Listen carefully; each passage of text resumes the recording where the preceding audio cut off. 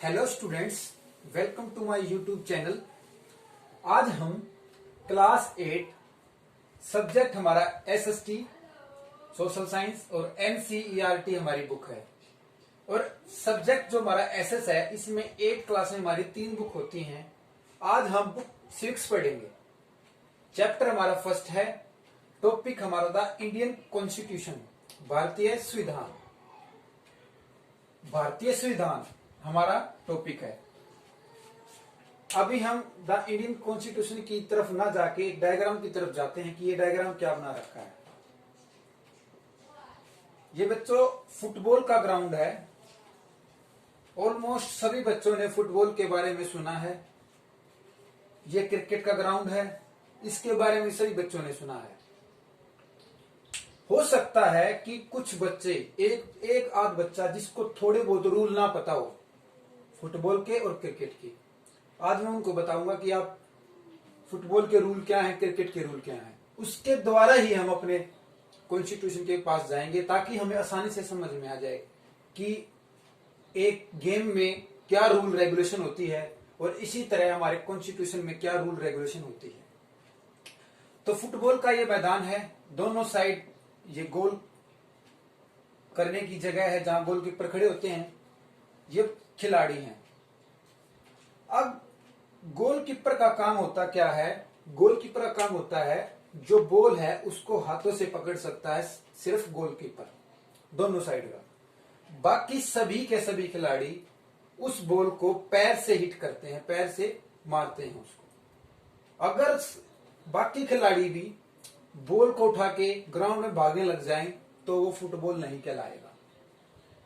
तो मैं क्या समझाने की कोशिश कर रहा हूं, इसमें यह बताने की कोशिश कर रहा हूं कि फुटबॉल का भी कुछ रूल रेगुलेशन है जिसके नियम के तहत ये गेम खेला जाता है। इसी तरह क्रिकेट में भी ऐसे ही रूल बनाए गए हैं कि उन रूल को ध्यान में रखते हुए हम अपने गेम को खेलते हैं। तो आई होप कि आपको पता लगा होगा कि फुटबॉल और क्रिकेट या हॉकी में जो रूल होते हैं उनको मद्देनजर रखते हुए ही खिलाड़ी गेम को खेलते हैं। ये नहीं कि क्रिकेट के ग्राउंड में जो बैट मिला है वो एक दूसरे से उसकी पिटाई स्टार्ट कर दें। ये गेम का रूल नहीं है। सिर्फ हमने बैट बॉल खेलना है, ना कि उससे पिटाई करनी है। ओके, रूल और रेगुलेशन दोनों गेमों में जरूरी है। अब हम चलते हैं द इंडियन कॉन्स्टिट्यूशन की। भारतीय संविधान क्यों जरूरी है देश के अंतर्गत, या फिर और जो कंट्री है उसमें कॉन्स्टिट्यूशन की नीड है या नहीं है, इसके बारे में भी जानेंगे। Why should country have a constitution, कि क्यों किसी देश को एक संविधान की जरूरत है।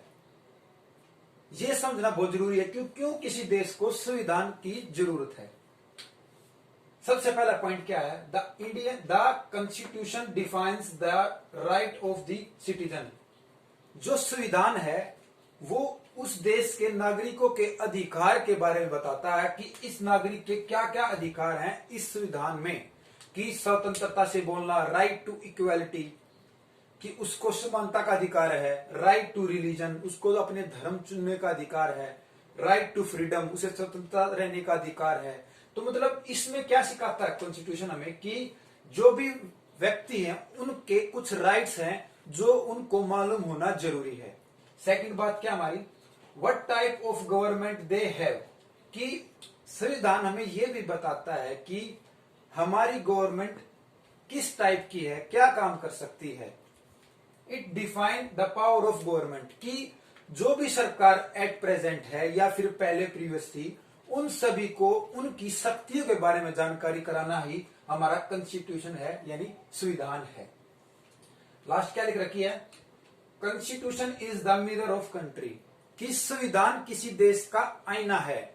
अगर आपके देश में कोई विदेश का व्यक्ति आता है और आप उससे किस तरह से बात करते हैं, ये भी आप उस देश के व्यक्ति को अपने देश का आईना दिखाते हैं। ठीक है, जैसे कि आपके घर पे मेहमान आ जाएं तो आप उनसे किस तरह बात करते हो, अच्छे से बात करते हो, आप उनको नमस्ते किस तरह करते हो, तो वो पेरेंट्स क्या कहते हैं जो बाहर से आए, तो बड़ा अच्छा बच्चा है, तो वो आपके संस्कार बताता है। इसी तरह constitution is the mirror of country, की देश का आईना भी क्या है, हमारा संविधान है। संविधान से हम ये दिखाते हैं कि हमारा देश कैसा होगा। अब हम देखते हैं कि इंडिया में कॉन्स्टिट्यूशन कब बना था, कितने लोगों द्वारा बनाया गया था, कौन कौन सी पार्टियां थी, ये सारी चीजें जानेंगे। India has own constitution. अब इंडिया में कॉन्स्टिट्यूशन कब बना? A group of 300 people made the constitution, कि इसमें 300 लोग शामिल हुए थे एक समूह के तौर पर कॉन्स्टिट्यूशन को बनाने के लिए। और वो पीपल जो ग्रुप था, उस ग्रुप में वो कौन कौन से पीपल थे? सबसे पहला पीपल थे हमारे पॉलिटिकल पार्टीज। इसमें क्या थी? राजनीतिक पार्टियां थी, जैसे कि बीजेपी है, आज कांग्रेस है, जेजेपी है, ये सारी हमारी पॉलिटिकल पार्टियां हैं। रिप्रेजेंटेटिव ऑफ माइनॉरिटी, इसमें क्या होता है? दूसरा पॉइंट, जो हमारी माइनॉरिटी को रिप्रेजेंट कर रहे होते थे, उनको भी ग्रुप में शामिल किया गया था। इसके बाद क्या है? Weaker section of the society. अब जो समाज में जो कमजोर तबके के लोग थे, उनको भी सुविधा बनाने के लिए अपना सहयोग दिया था। और लास्ट है लीगल एक्सपोर्ट, और कानूनी सलाह भी बहुत जरूरी थी। बगैर कानूनी सलाह से इंडियन कॉन्स्टिट्यूशन नहीं बन सकता था। आई होप कि आपको ये चारों बातें समझ में आई होंगी।